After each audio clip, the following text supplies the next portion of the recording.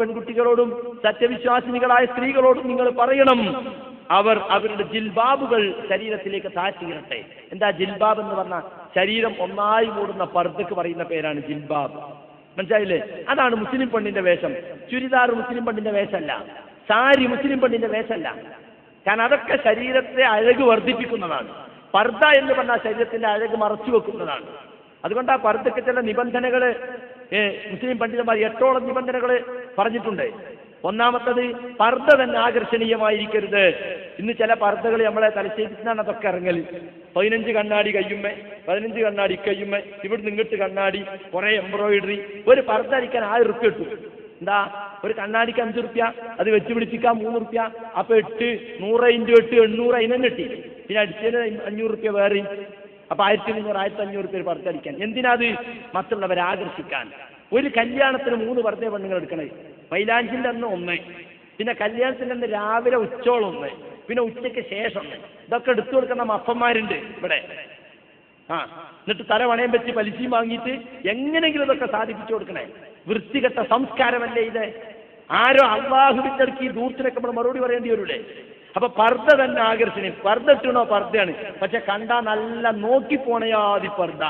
അതിനങ്ങനത്തെ embroidery, നല്ല നെറ്റിപ്പട്ടം കെട്ടിയ ആനക്കുട്ടി വരികയാൻ തോന്നും. ആ പർദ്ദയും ആ മഫ്തിയൊക്കെ പാട്ട്, മഫ്തന്റെ തലക്ക് ഭാഗത്ത് ഒരുപാട് മുത്തുകൾ, ഈ ബാക്കിൽ നല്ലൊരു പൂവ് തുന്നി പിടിപ്പിച്ചത് അല്ലെ. പിന്നെന്തിനാ പർദ്ദ ഇടുന്നത്?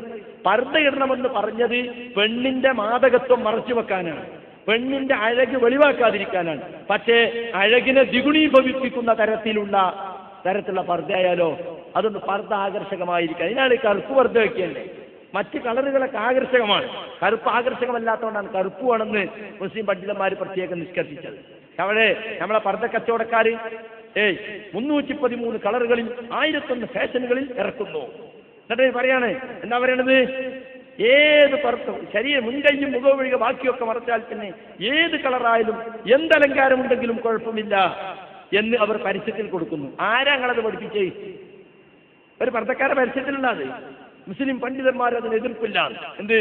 ഏത് കളറുവാ, എന്ത് അലങ്കാരം ഇവ തുന്നി പിടിപ്പിക്കാൻ പാടില്ല. പർദ്ദ അലങ്കാരമായിരിക്കരുത്. രണ്ടാമത്തത്, ഇടുങ്ങിയതാകരുത്, ഇറുകിപ്പിടിച്ച പണ്ടത്തെ ഒരു ബോഡി ഷേപ്പ് പർദ്ദ ഒക്കെ തലശ്ശേരിന്ന് ഇറങ്ങുക. ഷെയ്ത്താപ്പ് കൂടുതൽ ഇവിടെ ഈ വിഷയത്തിൽ കളിക്കുന്നത്. ബോഡി ഷേപ്പ് പർദ്ദ. ബോഡി ഷേപ്പ് എന്ന് പറഞ്ഞാൽ അവളെ ശരീരത്തിലെ ഓരോ സ്ഥലത്ത് എത്ര തടിയുണ്ട് എന്ന് പുറത്തുനിന്ന് നോക്കിയാൽ മനസ്സിലാണ്. ബാക്കി പറയണ്ടല്ലോ. അത്തരത്തിലുള്ള പർദ്ദ ഇതവിടെ ഇങ്ങോട്ട് കൈയിന്റെ കച്ചം മുതൽക്ക് അര വരെ നല്ലോണം ടൈറ്റാക്കുക. ഒരു തൊട വരെ, മുട്ടുകാലിന്റെ കൊച്ചിപ്പുറം വരെ അത് ടൈറ്റാക്കിയിട്ട് എല്ലാ കാണേണ്ട ഭാഗങ്ങളൊക്കെ ശരിക്കും കാണും. പർദ്ദ ഇട്ടണോ തീർന്നു. ചുരിദാറിനേക്കാളും മോശം. മനസ്സിലായില്ലേ? അത് നേരിയ തുണി കൊണ്ടുള്ള പർദ്ദയാണെങ്കിൽ പിന്നെ പറയും വേണ്ട. ശൈത്താനാണ് ആ പെണ്ണിന്റെ കൂടെ. മനസ്സിലായിക്കൊള്ളി. നിങ്ങളൊക്കെ സ്വന്തം ഭാര്യമാർക്കും മക്കൾക്കും ഒക്കെ പർദ്ദ അതൊന്നും ഞാൻ നോക്കില്ല.